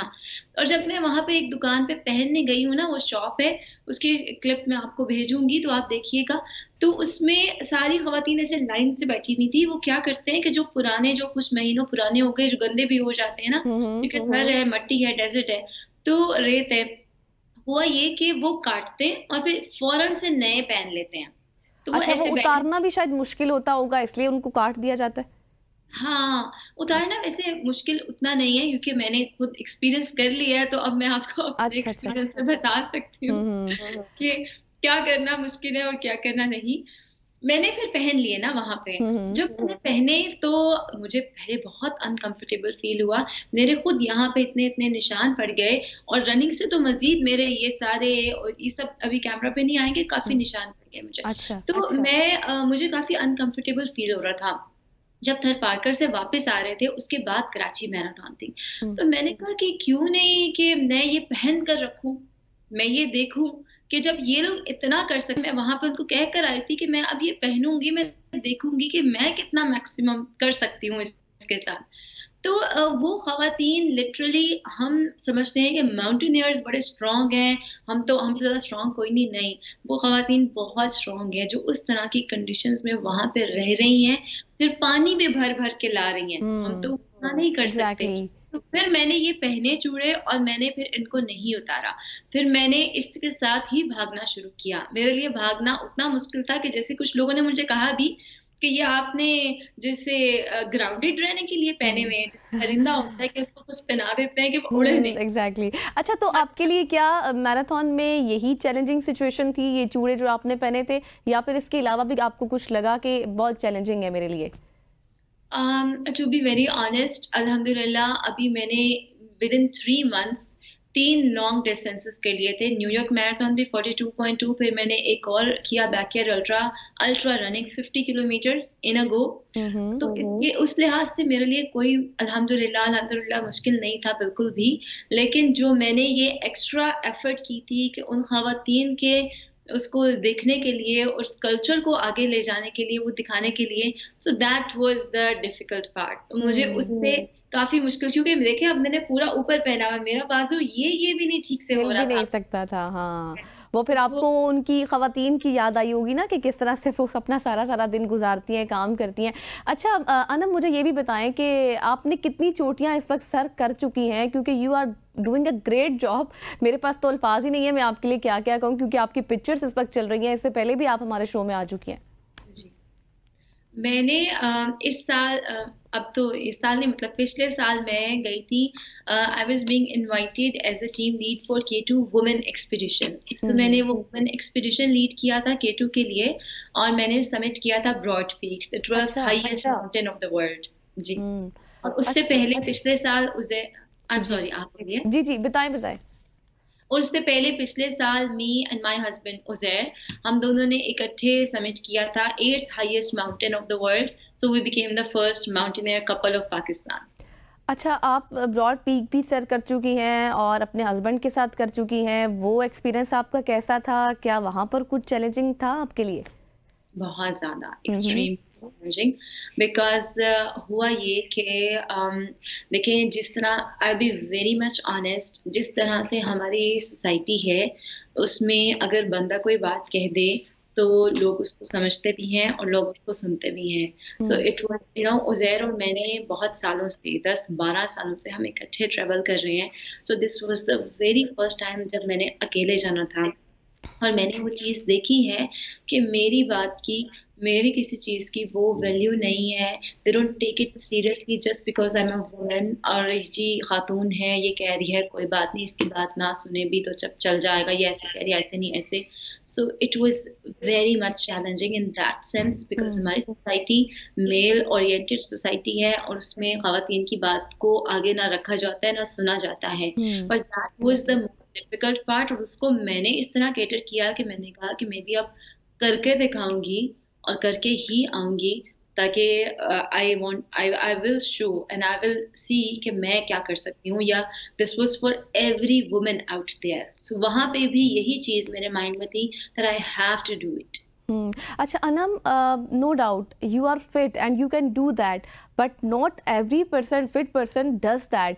तो क्या, क्योंकि आपको पता है कि वहाँ पर क्लाइम की सिचुएशन कुछ इस तरह से होती है, फिर एनवायरनमेंट कुछ इस तरह से होता है, तो इसके हवाले से कोई अलग से प्रिपरेशन होती है आपकी? अच्छा, ये मुझे इंटरेस्टिंग भी, इवन अभी थरपारकर में भी ये सवाल मुझसे किसी ने पूछा था। अच्छा। तो फिर किसी ने ये बोला कि हमें ना अपनी डिटेल्स आप शेयर करें। आई डोंट रिमेम्बर किसने, कि इस साल मतलब पिछले साल के कितने लोगों ने ट्राई किया था समिट, और उसमें से सिर्फ जो थे ना वो 4 सक्सेसफुल समिट्स थे, I think he was saying that. तो मुझसे वो पूछना चाह रहे थे कि आपने कैसे किया, क्योंकि not every person goes there can do, हर कोई नहीं कर आता। क्योंकि आपको पता है ना वो सांस की भी प्रॉब्लम हो जाती है, और बहुत से लोग तो घबरा जाते हैं, वहीं पर सोच कर ही घबरा जाते हैं। बिल्कुल ये होता है। So I tell you one thing, इसी में एक चीज ही है जो आपको एक्सेप्शनल बनाती है, you stand out from the crowd, वो आपकी मेंटल रेजिलियंस है। Mental resilience is very much important, क्योंकि आपकी स्ट्रेंथ, आपकी ट्रेनिंग, आपकी फिजिकल स्ट्रेंथ बहुत आगे जाके ना एक पॉइंट पे, एक सर्टेन पॉइंट पे खत्म हो जाती है। So at that point everybody is equal. So क्या चीज आपको एक्सेप्शनल बनाती है, क्या चीज समिट कराती है, वो आपकी मेंटल स्ट्रेंथ है। So that is very very much important. You know what, मैं, आप मुझे थरपारकर का ये जो पूछ रही हैं, मैराथन का, कराची मैराथन का, मैं जब थरपारकर से आई हूँ ना 3 दिन होके, बिकॉज हम वो यूज टू नहीं होते, तो मैं वो डेजर्ट में फिरती रही हूँ ऑल टाइम। तो वो लोकल्स जो थे मेरे साथ ऐसे कनेक्ट करे थे, because you might have seen my pictures there, मैंने लोकल ही टाइप के ड्रेसेस पहने हुए थे, फिर वो चूड़े भी, so they were considering me as a local. तो मुझे तो इतना मेरे लिए वेलकमिंग और वो इतना ओवरवेलमिंग काइंड ऑफ सिचुएशन थी कि मैंने रेस्ट नहीं किया। जब मैं आई हूँ, कराची पहुंची हूँ, I was shivering, literally shivering at, कि सुबह जब रेस थी मुझे इतना तेज बुखार था। यू नो व्हाट, मैं सुबह उठी हूँ और मुझसे कुछ नहीं खाया गया, मैंने कुछ नहीं किया, जो मुझे चीजें लेनी चाहिए थी एक्चुअली वो मैंने नहीं ली, और सोचिए मैं सोई भी नहीं हूँ, और सुबह 5 बजे हमने वहां पे होना रेस वेन्यू पे। So the only thing which kept me going was, मैं अपने आप को कह रही थी pain is temporary, pain is temporary. आपने अपना माइंड बनाना होता है ना, जो आप बात करिए ना कि आपने अपने माइंड की गेम होती है सारी, अगर आपने अपना माइंड बना लिया तो everything you can do it. अच्छा मुझे अनम ये बताएं कि शुरू से आपको एडवेंचर्स का शौक है, या फिर एक स्टेज आया कि आपने कहा कि मुझे करना चाहिए? पहले तो आप शुरू से डिफाइन करें। शुरू से कि मतलब जब से आप अपनी प्रैक्टिकल लाइफ में आई, क्योंकि आपने जैसे कहा ना कि आप अपने हस्बैंड के साथ भी एडवेंचर्स कर चुकी हैं, ब्रॉड पीक पर भी जा चुकी हैं, तो शादी से पहले की लाइफ, आपकी स्टूडेंट लाइफ, आपकी जो टीन एज वाली लाइफ थी, उधर से ही आपको शौक पड़ गया था, या बचपन से शौक था आपको? नहीं, बिल्कुल भी नहीं। एक्चुअली मेरा जो वर्क टाइप है ना, वो जॉब की ऐसी रिक्वायरमेंट थी कि I had to stand, because I am a forensic scientist, तो वो भी डीएनए डिपार्टमेंट। सो मेरे लिए मेरी उसकी रिक्वायरमेंट थी कि सुबह जी आप 8 बजे से खड़े हैं, you just standing in the lab, और फिर आप रात को 7-8 बजे ही फारिग हो रहे हैं। सो उसके अलावा तो फिर आपको कुछ भी करने का टाइम नहीं मिलता। ऑफ कोर्स आपको करना चाहिए, उसके साथ साथ मैं थोड़ा सा एक्टिव रहती थी। So I was being active always, मैं हर वक्त कुछ ना कुछ करती थी, बट ये माउंटेनियरिंग या रनिंग, प्रॉपर मैराथन्स या अल्ट्रा मैराथन, ये सब चीज़ों में मैंने बाद में पार्टिसिपेट किया है, शुरू से। सही, ये अब आपकी शुरू से अच्छे तरीके से डिफाइन हो गया। अच्छा मुझे अनम ये बताएं कि आप अपने हस्बैंड के साथ भी जा चुकी हैं, कैसा आपके पास कैसा एक्सपीरियंस रहा आपके हस्बैंड के साथ, और कुछ ऐसा एक्सपीरियंस जो अपने हस्बैंड के साथ जो आपने टूर्स किए हैं वो आप शेयर करना चाहें, और कैसी फील आती है उनके साथ, और अकेले कैसी फील आती है? Okay, so it was always being very, you know, वो थोड़ा एक comfort level होता है आपका, but again it's not always comfort, because वो next person का, आपके स्पाउस का प्रेशर भी आप पे रहता है, because you're not just, you know, आप सिर्फ अपने लिए कोई रिस्क नहीं ले ले, there is also another person जिसके लिए फिर आप सोचते हैं कि भाई इसकी तबीयत ठीक है या नहीं, इसको कुछ नहीं हो जाए, या इस तरह की चीज। So it's 50-50 है कि आपको वो कंफर्ट होता भी है, फिर जब आप अकेले जाते हैं, सो दैट 50% गोज अवे, कि आपको स्ट्रेस नहीं है, but again other 50% on you कि भाई मैंने अब वापस जाना है, या आपको वो वाली फिक्र होती है पीछे की. सो यस, इट्स इक्वल आई अच्छा, थिंक. ये आपके लिए बहुत ज़्यादा ना एंगेजिंग है कि आपके हस्बैंड साथ होते हैं ना, तो एक टेंशन परेशानी जो बैक वाली होती है ना कि शायद उनको खाना देना है या उनके साथ रहना है या उनको टाइम देना है, वो आपका थोड़ा सा जो है ना वो हो जाता है. Thank you so much. Anam Uzair साहिबा हमारे साथ मौजूद थी और बहुत बहुत मुबारक हो अनम आपको, जिस तरह से आप आगे बढ़ रही हैं, पाकिस्तान का नाम रोशन कर रही हैं, अपनी फैमिली का, अपने हस्बैंड का नाम रोशन कर रही हैं.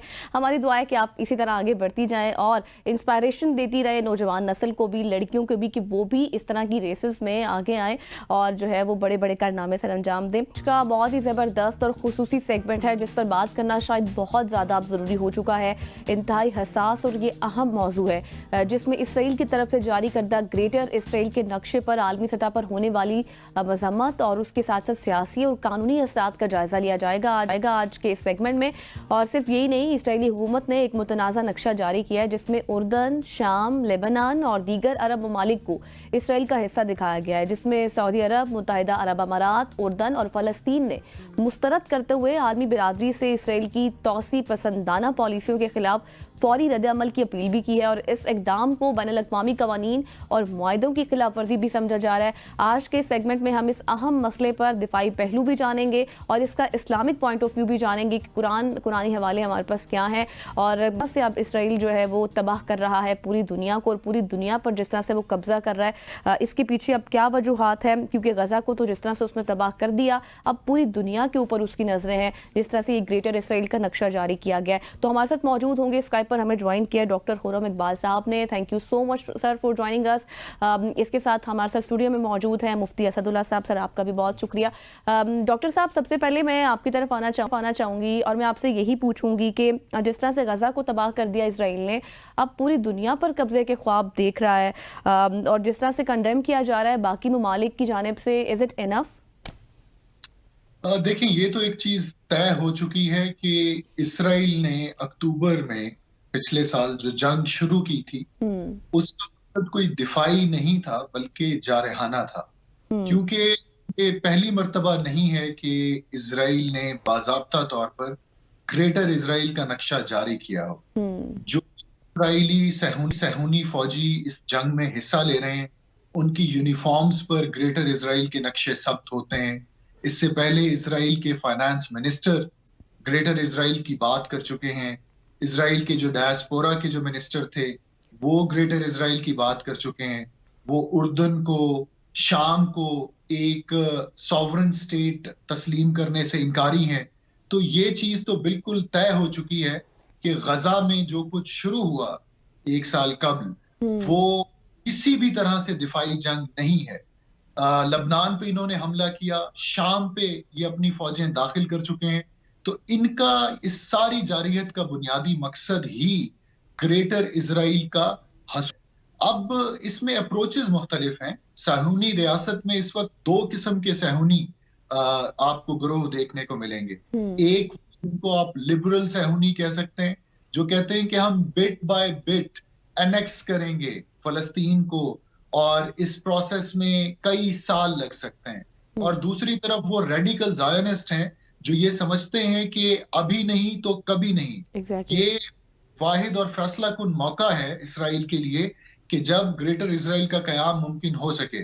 तो किसी भी जंगी हिकमत अमली के जाविये से it does not make any strategic sense. लगता यही है कि इनके बहुत रेडिकल मिथोलॉजिकल व्यूज हैं, क्योंकि इसराइल ये समझता है कि कुर्बे कयामत से पहले इन्होंने एक किंगडम ऑफ डेविड का कयाम अमल में लाना है जिसमें इसराइल की इजारादारी होगी. और लगता यही है कि ये किंगडम ऑफ डेविड के हसूल के लिए अपनी तमाम तर कोशिशें बरूए कार लाए हुए.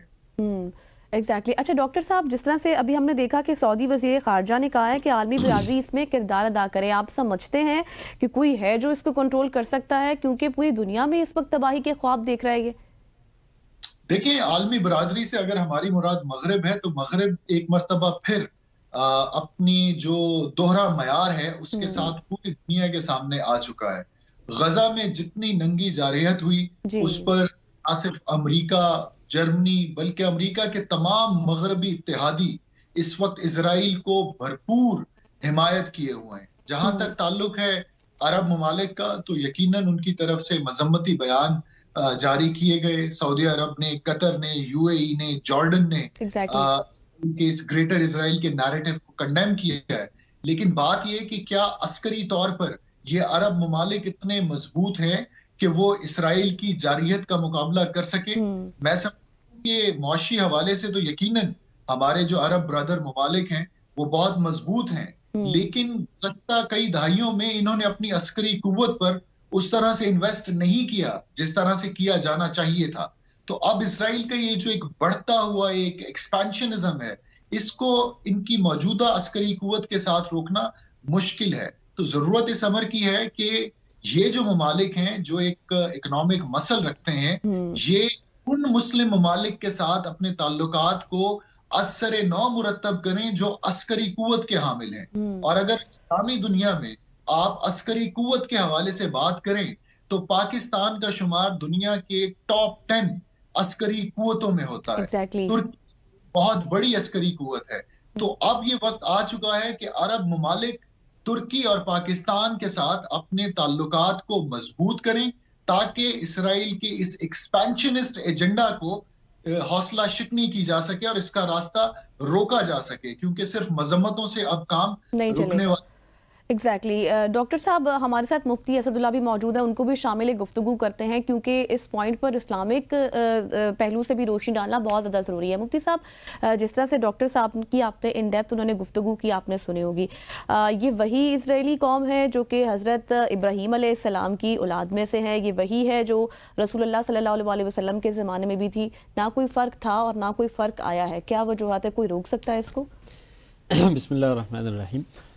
देखें, इसको अगर हम तारीख़ी हवाले से देखें तो एक तो बनी इसराइल की आपने बात की, दूसरी तरफ हमें बैतुल मक़दिस और फ़लस्तीन और इस एरिया को देखना पड़ेगा। ये जो जगह है, ये जो ख़ित्ता है जिसमें सिर्फ फ़लस्तीन नहीं है, जिसमें शाम है, उर्दन है, जिसको अर्ज़ शाम कहा जाता था, कुरान मजीद में 5, 6, 7, 8 दफ़ा इसको बरकत वाली सरज़मीन कहा गया है और ये अंबिया किराम की ज़मीन रही है। इस पर अंबिया किराम इसी पर सबसे ज़्यादा आए हैं और इसलिए यहूदी, इसी तरह से ईसाई और इसी तरह मुसलमान, तीनों के लिए ये जगह मुक़द्दस है।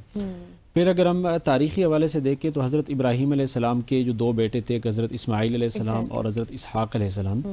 हज़रत इसहाक़ अलैहिस्सलाम के जो बेटे हैं याकूब अलैहिस्सलाम, जिनकी वजह से जिनका इसराइल लक़ब था और जिनके सारे औलाद को बनी इसराइल कहा जाता है, तो ये फ़लस्तीन में मुकीम थे। और फिर जब हज़रत यूसुफ़ अलैहिस्सलाम को मिस्र की बादशाहत मिली जिसका कुरान मजीद में ज़िक्र है, तो फिर ये कनान या उस फ़लस्तीन के ख़ित्ते से आए मिस्र में इन्होंने 400-500 साल गुजारे। फिर उसके बाद मिस्र पे उन लोगों की हुकूमत आई जिनको हम फ़िरौन के ख़ानदान से याद करते हैं। फ़िरौन किसी ख़ास बंदे का नाम नहीं था, ये उनके उस जो भी उस रियासत का सरबराह होता था उसको फ़िरौन कहा जाता था। तो फिर जब ये मज़ालिम बड़े हैं, फिर वहाँ से उन्होंने दोबारा से इस सरज़मीन को एक्वायर करने की कोशिश की, इस जगह को हासिल करने की कोशिश की और इसको अर्द मुक़द्दसा कुरान मजीद में कहा गया है। लेकिन कुरान मजीद में फिर उनके उस बुज़दिली का भी ज़िक्र है कि जब इनको कहा गया कि अगर आप इस ज़मीन को हासिल करना चाहते हैं तो यहाँ जो लोग आबाद हैं उनके साथ आपको लड़ाई लड़नी होगी, उनके साथ मुकाबला करना होगा। और फिर उन्होंने उस तारीख़ी हट दर्मी का मुज़ाहरा किया जिसका कुरान मजीद में ज़िक्र है। और इससे ये पता चलता है कि ये कौम अंबिया किराम के साथ कितनी दरीदा दहनी और कितने बेअदबी और गुस्ताखी से पेश आते थे कि उन्होंने हज़रत मूसा अलैहिस्सलाम से कहा कि नौज़ुबिल्लाह आप जाइए और आपका रब जाइए, आप दोनों जाके वहाँ जिहाद करें और जब फ़तह हो जाए उसके बाद हमें बता दें, हम तो इधर ही से हटने वाले नहीं हैं। जिसकी सज़ा के तौर पर इनको 40 साल उस वादी तीह में हैरान और सरगर्दान फिरते रहे। तो इस जगह के साथ जो है उनकी वाबस्तगी तारीख़ी है और यकीनन वो जो बनी इसराइल का एक तसलसल था वो हज़रत हुज़ूर अकरम सल्लल्लाहु अलैहि वसल्लम के ज़माने में भी था और ये आज भी उसी का तसलसल है। और ये उसी वक्त से ही उनके एक ऐसे दावे हैं, जैसे कुरान मजीद में उनके बहुत सारे दावे नकल किए गए हैं। एक दावा उनका ये था कि नौज़ुबिल्लाह हम अल्लाह ताला के बेटे हैं जी। फिर दूसरा दावा उन्होंने किया कि हम अल्लाह ताला के महबूब बंदे हैं। तीसरा दावा उन्होंने किया कि जन्नत तो बनाई ही हमारे लिए गई है। फिर उन्होंने दावा किया कि अगर हम जहन्नम में जाएंगे तो सिर्फ कुछ अरसे के लिए जाएंगे, उसके बाद जन्नत में हमने जाना है, हमारे गुनाह माफ़ हो जाएंगे। तो इसी तरीके से वो यहाँ के इस पूरे एरिया का दावा रखते हैं कि ये हमारी, चूँकि इसके साथ तारीख़ी वाबस्तगी है और इस वजह से वो इसका दावा करते हैं। लेकिन उनके जो बाकी दावे हैं उन सब को कुरान मजीद में कहा गया है कि अल्लाह ताला ना किसी को बेटा बनाता है, ना किसी के लिए मुस्तकिल तौर पे अलाटमेंट करता है कि ये ख़ित्ता आपके लिए, इसकी अलाटमेंट हो गई, अब आप चाहे बुरे हों चाहे अच्छे हों तो ये आपके लिए है। सूरह बनी इसराइल के अगर हम पहले रुकू में देखें, कुरान मजीद में बारहा उनको बताया गया है और वादा किया गया है कि पहली दफ़ा आप सरकशी करेंगे, आप पर कोई दुश्मन मुसल्लत होगा। क़ब्ल मसीह उन पर बुख्त नसर मुसल्लत हो गया, उनको वहाँ से निकाल दिया गया, उनके लोगों को ग़ुलाम बनाया गया। फिर ये दोबारा से आए हैं, फिर उन पे हज़रत ईसा अलैहिस्सलाम के बाद रोमियों को मुसल्लत किया गया। फिर कुरान मजीद में कहा गया कि वइन उद्तुम उदना, अगर तुम दोबारा ये सरकशी करोगे दोबारा से तुम्हें अजाब मिलेगा। तो ये उनके साथ ये तसलसल चला आ रहा है। लेकिन ये जो दावे हैं ये पहले कुछ इंतहा पसंद लोगों की तरफ से ये दावे किए जाते थे कि ये पूरी ज़मीन हमारी है, ये हमारा हक़ तौलियत है, ये हमारे आबाओ अजदाद का हक़ है। लेकिन अब फ़िक्रमंदी की बात ये है कि ये अब उनके ऑफिशियल स्टेटमेंट का हिस्सा बन गया। और जैसे डॉक्टर साहब ने भी इसका जिक्र किया कि उनके ज़िम्मेदारान ने ये बातें की हैं और फिर ये सिर्फ पहले बातों की हद तक ये होती थी, अब इस पे बाकायदा अमल भी शुरू हो गया है और इसका हम उस दरिंदगी का हम पिछले 1.5 साल से देख रहे हैं और फिर उसमें हम ख्वाब खरगोश के सोए हुए भी हैं। तो इसलिए ये अब उनके ऑफिशियल पॉलिसी का हिस्सा बन गया है। तो इस पर जिस तरह जिक्र भी किया गया कि एक बंदा आपको गोली मार रहा है और आप आगे से मजम्मत कर रहे हैं, तो ये तो मजाक है। ये तो आप मजम्मत से काम नहीं चलेगा क्योंकि अब कुछ करना होगा। कर रहे हैं ग्रेटर इसराइल के हवाले से और जिस तरह पूरी दुनिया इसके लपेट में है, डिस्कशन का सिलसिला हमारी जारी है। डॉक्टर साहब मैं आपकी तरफ आऊँगी, मुझे ये बताइएगा जिस तरह से मिडल ईस्ट में तब्दीली आई है, डिस्टेबलाइज हुआ है, आप समझते हैं कि बहुत तेज़ी से आई है या फिर पहले से इसकी मनसूबाबंदी की जा रही थी? क्योंकि अब पूरी दुनिया इसके लपेट में। जब मैं पूरी दुनिया की बात करती हूँ तो मेरी मुराद ये होती है कि जिस तरह से जो बिग फोर्सेस है ना वो अपनी पॉलिसीज़ को इम्प्लीमेंट करती हैं। मैं बात कर रही हूँ यूएसए के हवाले से, वेस्ट के हवाले से, और आप देखें कि गज़ा इज़ तो ऑलमोस्ट गॉन और फिर उर्दन, लेबनान, फिर पाकिस्तान इस तरफ अब जा सकता है, पाकिस्तान की हद तक भी आ सकते हैं। क्योंकि इसके साथ साथ आप देखें ईरान तो ऑलरेडी इन वॉर है। देखें आज जो मशरिक़ वुस्ता में हो रहा है ये ओवरनाइट नहीं हुआ बल्कि कई सालों से इसकी मंसूबाबंदी जारी है। गजा में इसराइल या फ़लस्तीन के दरमियान इस हालिया तनाज़े का आगाज ट्रंप के गुज़श्ता दौरे सदारत में हुआ था, जब उनके दामाद जेराल्ड कुशनर जो कि एक नॉन ज़ायनिस्ट हैं, उनकी लॉबिंग के बाद अमेरिका ने बैतुल मक़दस को इसराइल का दारुल हुकूमत करार दिया था और जो फ़लस्तीनी उस पे मुतालबात हैं उनको बिल्कुल रद्द कर दिया था। जेराल्ड कुशनर ना सिर्फ ट्रंप के दामाद हैं बल्कि अमरीकी पॉलिसी मेकिंग में ट्रंप के दौरे सदारत में इनका एक अहम किरदार रहा है। इसी तरह से ट्रंप की अगर आप सपोर्ट बेस की बात करें, वो गुज़श्ता इंतखाबात हों या हालिया इंतखाबात हों, इस सपोर्ट बेस में इवेंजेलिकल क्रिश्चियंस की एक बहुत बड़ी तादाद मौजूद है। इन इवेंजेलिकल क्रिश्चियंस को रैप्चर क्रिश्चियन भी कहा जाता है और इनका मानना ये है कि दुनिया इस वक्त कुर्बे क़यामत के ज़माने में रह रही है और कुर्बे क़यामत से कबल बाइबल में जो एक तसलसल बताया गया है वाक़यात का, उसमें इसराइल में किंगडम ऑफ डेविड का क़याम भी शामिल है। तो उस किंगडम ऑफ डेविड के हसूल के लिए ना सिर्फ इसराइल बल्कि अमेरिका और रिपब्लिकन पार्टी के तमाम हामी इसकी भरपूर हिमायत कर रहे हैं। ट्रंप ने अभी जो गुज़श्ता अपनी रैली हुई है इंतखाबात की, उसमें उन्होंने बबांगे दहल अपनी कॉन्स्टिट्यूंसी को बताया है कि this is going to be your last elections. Sir sorry to cut you, कल भी हम डिस्कस कर रहे थे, ट्रंप की ये स्टेटमेंट थी कि उससे पहले जब अपनी कैंपेन्स होती थी तो वो कहते थे कि मैं जंगों को ख़त्म करूंगा, लेकिन कल उन्होंने कैटेगोरिकली ये बात कर दी है। उन्होंने कहा है कि अगर इसराइलियों को जो है वो रिहा नहीं करते, हमारे जो यरगमाली हैं उनको, तो मैं जहन्नुम बना दूंगा गज़ा को। और इसके साथ साथ माजी के बयानात भी मौजूद हैं जिसमें जो लॉन्ग रेंज मिसाइल हैं पाकिस्तान से, उस रिलेटेड भी ट्रंप ने बात की हुई है कि शायद उनको ख़तरा है इस पाकिस्तान से भी, इसलिए भी खाइफ हैं। और वो जंगें खत्म करें या ना करें, लेकिन गजा की जंग को बिल्कुल खत्म नहीं करेंगे और उसकी बुनियादी वजह यही है कि ट्रंप खुद एक इवेंजेलिकल रैप्चर क्रिश्चियन है और इन तमाम सपोर्ट बेस उन इवेंजेलिकल क्रिश्चियंस पर मबनी है जो इस वक्त कयामत या कुर्बे कयामत की तैयारियां कर रहे हैं, और उसके लिए वो समझते हैं कि इजराइल की ये जो डोमिनेंस है और ग्रेटर इजराइल का ये जो हसूल है ये नागुजीर है। इसी तरह अगर आप नेतन्याहू की जो कैंपेन थी इलेक्शंस की 2020 में, उसमें भी उन्होंने क्लियरली इस चीज का इंडिकेट किया था कि ग्रेटर इजराइल का हसूल उनका इंतखाबी एजेंडा था। जो पहली दफा नारा लगाया गया था from river to the sea, Nile दरियाए नील से फरात तक का इजराइल, ये बुनियादी तौर पे नेतन्याहू ने 2019 में अपनी इंतखाबी कैंपेन में लगाया था। तो हमें इस चीज में तो कोई शक व शुबा नहीं होना चाहिए कि ट्रंप और अमरीकी इंतजामिया किसी भी तरह से इजराइल की हौसला शिकनी नहीं करेगी, बल्कि इस तरह की हौसला अफजाई की जाएगी। मुफ्ती साहब ने फरमाया कि एक सरकश कौम जिसने अपने नबी का कहा ना माना हो, वो किस तरह से सिर्फ अपने बयानात के जरिए हमारे जो अरब ममालिक हैं वो उस पर ट्रस्ट कर सकते हैं। तो इस सरकश कौम से निपटने के लिए बहुत जरूरी है कि तमाम इस्लामी ममालिक अपनी अस्करी कुव्वतों पर इन्हसार करें। आपने पाकिस्तान के मिसाइल की बात की। पाकिस्तान ठीक है, मौशी हवालों से गुज़श्ता चंद सालों में हम कमजोर हुए, लेकिन हमारी अस्करी कुव्वत का लोहा आज भी दुनिया मानती है। एग्जैक्टली ऐसा ही है। मुफ्ती साहब भी हमारे साथ मौजूद हैं, उनसे भी थोड़ी सी इस पर गुफ्तगू कर लेते हैं। मुफ्ती साहब ये बताइएगा, जिस तरह से अब हमने देखा है कि कल भी हमने देखा कि जिस तरह से ये बयान ट्रंप की जानिब से आ गए, साथ ही साथ हम आज ही डिस्कस कर रहे थे अपनी सोशल स्टोरीज में कि अमेरिका में जिस तरह से एक तूफान बरपा हुआ है, एक तरफ आग लग गई है लॉस एंजलिस में बहुत ज़्यादा घरों को, दूसरी तरफ तूफान की सूरत हाल भी है। और बाकायदा मैं कमेंट्स पढ़ रही थी, उसके नीचे लिखा था कि गजा तो याद आया होगा। क्या ये अल्लाह की तरफ से अजाब है उनका जिस तरह से, और आज की नौजवान नस्ल को कितना ज़्यादा जानना ज़रूरी है अपने दुश्मन के हवाले से? देखिए, कुरान मजीद में आयत है वतिलकल अय्याम नुदाविलुहा बैनन्नास कि ये चीज़ें आती रहती हैं, कभी एक कौम पे आता है, कभी दूसरी कौम पे आता है। और अगर अमेरिका में इस तरह हुआ है तो उसको हम इसके साथ जोड़ सकते हैं, लेकिन ये हम अपने आप को एक तसल्ली दे रहे हैं। उससे हम अपनी ज़िम्मेदारी से भागने की कोशिश करते हैं कि हम ये कहते हैं कि गज़ा वालों के साथ ये हुआ तो उसके नतीजे में फ़लाँ जगह पे ये हुआ।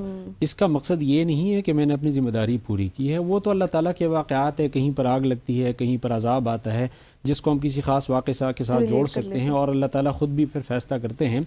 लेकिन हमारा क्या रोल है, हमने क्या करना है और हमने उसको किस तरह से काउंटर करना है, फिर उसमें हर बंदे की ज़िम्मेदारी है। जिस तरह स्टेट की ज़िम्मेदारी की बात डॉक्टर साहब ने बहुत अच्छी तरह से की, इंडिविजुअल्स के हवाले से आपने पूछा, तो देखें हमारे नौजवानों को इस हवाले से एजुकेट करने की ज़रूरत है। और कुरान मजीद में बहुत ज़्यादा हिस्सा किसी एक सिंगल कौम की तफसीलात को इस तरह दकीक तफसीलात के साथ जिक्र नहीं किया गया जिस तरह यहूद का जिक्र किया गया और जिनको मग़दूब अलैहिम कहा गया। और सूरह बकरा से शुरू होकर कुरान मजीद के आखिर तक उनकी सरकशियों का, उन्होंने जो अंबिया किराम के साथ किया, जो अल्लाह ताला के साथ उन्होंने गुस्ताखी की, फिर जो उनके तरीक़े तर्ज़ अमल था, इस सब से हमें देखने की ज़रूरत है। और देखें, किसी भी दुनिया की जिसको हम यूनिवर्सल ट्रुथ कहते हैं ना, वो गलत हो सकती है, लेकिन कुरान मजीद का कहा हुआ गलत नहीं हो सकता। और कुरान मजीद में ये कहा गया है कि ये यहूद और नसारा आपके कभी भी दोस्त नहीं हो सकते यहाँ तक कि आप उनके दीन को कबूल कर लें। और अगर आप उनके दीन के कबूल कर लें फिर भी वो आपको कबूल नहीं करते, ख़ास तौर पे यहूद में जो उनके जो इंतहा पसंदाना नज़रियात हैं। तो इसलिए जो हम उनके साथ ताल्लुकात बढ़ाने के इस चक्कर में होते हैं कि हम अपनी आपको बचा लें और इसकी कीमत हम अपने मुसलमान भाइयों के खून, इज़्ज़त और आबरू की शक्ल में दे रहे हैं। तो इसलिए हर बंदे की ज़िम्मेदारी है, इंडिविजुअल्स की भी ज़िम्मेदारी है और हुकूमत की भी ज़िम्मेदारी है। और अफसोस के साथ ये कहना पड़ता है कि हम इनफरादी सतह पर तो बहुत अच्छे जज्बात रखते हैं, हम क्या कुछ कर रहे हैं नहीं कर रहे हैं, लेकिन हुकूमत के हवाले से ख़ास तौर पर हुकूमत पाकिस्तान या जो बाकी सारी हुकूमतें हैं, जब भी कोई ऐसा वाक़या होता है तो हम सिर्फ मज़म्मतों का सहारा ले लेते हैं और उसके पीछे छुप जाते हैं जो हमारा असल मकसद है। और देखें, उम्मत का जो मकसद है, जो हुज़ूर अकरम सल्लल्लाहु अलैहि वसल्लम ने हमें तसव्वुर दिया था, उस हवाले से तो फ़लस्तीन के मुसलमानों और पाकिस्तान के मुसलमान में कोई फ़र्क नहीं है। जिस तरह हमारा पाकिस्तान के मुसलमान का दिफा करना हमारा कौमी शरई मिली फ़रीज़ा है, जिसके लिए हमने ये सारा का सारा अस्करियत की जितनी भी चीज़ें हमने अपने दिफा के लिए बनाई हैं, इसी तरीके से उनको इस्तेमाल करना उन लोगों की मदद के लिए भी ज़रूरी है। ये नहीं है कि हम साल में एक दफ़ा उनका नुमाइश करें, हम उनके अपने हीरोज़ के नाम से नाम रखें, लेकिन कभी वो इस्तेमाल होते ही नहीं। तो अगर इससे ज़्यादा वक्त मुसलमान पे आएगा देख लेना जिस तरह से हम लोग चीज़ें इस्तेमाल कर रहे हैं, मैकडोनल्ड्स को, KFC को बस बराए नाम हमने बायकॉट किया है। मैं अपना सवाल ज़्यादा लंबा नहीं करूंगी, हमारे पास वक्त कम है। हम ब्रेक पे गुफ्तगू कर रहे थे हैकल सुलेमानी के हवाले से, ताबूत सकीना के हवाले से, वो भी टच कीजिएगा। हैकल सुलेमानी असल में बनी इसराइल के पास कोई इबादत की जगह नहीं थी, और ख़ास तौर पे मिस्र में तो कुरान हुजूर जब मूसा अलैहिस्सलाम को कहा गया कि ये लोग अपने घरों के अंदर एक ख़ास जगह को इबादत के लिए ख़ास कर दें। फिर हज़रत सुलेमान अलैहिस्सलाम को जब बादशाहत मिली, और वो बादशाहत ऐसी थी कि जो उनके बाद भी किसी को ना मिल सकी और उनसे पहले भी ना मिल सकी, तो वहाँ पे हज़रत सुलेमान अलैहिस्सलाम ने जो जगह तामीर की जिसको हैकल सुलेमानी कहा गया है, बैतुल मक़दस में वो जगह भी है। उसके अलावा जो हज़रत उमर रज़ी अल्लाह अन्हु के ज़माने में जो जगह मस्जिद तामीर की गई, मस्जिद उमर, वो भी है। ये हैकल सुलेमानी जो है बाद में बुख्त नसर ने ईसा अलैहिस्सलाम से पहले जब बनी इसराइल को वहाँ से निकाला तो उसको शहीद कर दिया, मिस्मार कर दिया। फिर दोबारा से उसकी तामीर की गई। फिर जब रोमियों ने दोबारा से उस पर हमला किया तो उसको मिस्मार कर दिया और वहाँ पे एक दीवार छोड़ दी जिसको दीवार गिरिया ये कहते हैं, और जिससे लिपट के सारे यहूद रोते भी हैं। तो अब जब उनको दोबारा से वहाँ से निकाला गया तो अब यहूदियों के अंदर दो तरह के नज़रियात प्रमोट होने लगे। कुछ यहूदी तो ये कहने लगे कि जब हमें उनसे वहाँ से निकाला गया है तो दोबारा हैकल सुलेमानी की तामीर के ऊपर फोकस इतना नहीं करना चाहिए। लेकिन जो उनके इंतहा पसंदाना नज़रियात है वो ये कहते हैं कि हमें दोबारा से उस जगह को एक्वायर करके उसमें दोबारा हैकल सुलेमानी की तामीर करनी पड़ेगी, और हैकल सुलेमानी की तामीर का मकसद दोबारा से उस पर उसी तरह से कब्ज़ा हासिल करना है जिस तरह से पहले उस पर कब्ज़ा हासिल किया गया है। जो ताबूत का जिक्र किया गया वो तो जब हज़रत तालूत अलैहिस्सलाम को इन पर बादशाह बनाया गया और बनी इसराइल ने खुद, यानी कुरान मजीद में आप देखें, उन्होंने खुद अल्लाह ताला से दुआ की कि हमारे ऊपर जिहाद फ़र्ज़ कर दीजिए, हम आपके रास्ते में लड़ेंगे। फिर जब जिहाद फ़र्ज़ किया गया तो उन्होंने जिहाद से इनकार किया। फिर अल्लाह ताला ने जो उन पर अमीर मुकर्रर किया, उन्होंने कहा कि ये तो ना, इसका ताल्लुक़ तो ना उस कौम से है जिसमें अंबिया किराम आते हैं, ना उस कौम से है जिसमें हमारे बादशाह आते चले आ रहे हैं, हम इसलिए हम इनकी अमारत को तस्लीम नहीं करेंगे। तो अल्लाह ताला ने उनकी निशानी के लिए उस ताबूत सकीना जिसमें हज़रत मूसा अलैहिस्सलाम और अंबिया किराम के कुछ बाक़ियात थे, वो निशानी के तौर पे अल्लाह ताला ने उनके सामने लाया ताकि वो तालूत की अमारत पर मुत्तहिद हो जाएं। और फिर जब उनकी अमारत पर मुत्तहिद हो गए, फिर भी बहुत कम लोगों ने उनके साथ आगे जाके अल्लाह के रास्ते में जिहाद किया और फिर उनको पानी पीने से रोका गया। ये सारे वाक़यात कुरान मजीद में तफसीलन इसलिए बयान किए गए हैं ताकि इस कौम की असल हकीकत मुसलमानों के सामने रख दी जाए, ताकि ये बार बार जिस तरह से धोखे खा रहे हैं और उनके वादों वईदों में आ जाते हैं, ताकि मुसलमान इस बारे में एजुकेट हो, वो इस कौम की असलियत को समझे, ये समझे कि ये कभी भी हमारे खैर खा नहीं हो सकते, हमारे और ना कभी थे और ना कभी होंगे, क्योंकि हमने इनके ऊपर कुरानी हवाले से भी बात की है, बहुत लंबी डिस्कशन, मतलब अगर जितना हम इस पर बात करें बहुत ही चीज़ें निकल आती हैं, इसलिए हमने ये थोड़ा सा सेगमेंट लंबा भी किया था, लेकिन फिर भी हमारा वक्त ख़त्म हो गया। Thank you so much. Doctor Khurram Iqbal हमारे साथ मौजूद थे, इसके साथ मुफ्ती असदुल्ला साहब मौजूद थे, दिलों पर हम गुफ्तगू कर रहे थे। इसी के साथ हमारे प्रोग्राम का भी वक्त ख़त्म हो गया।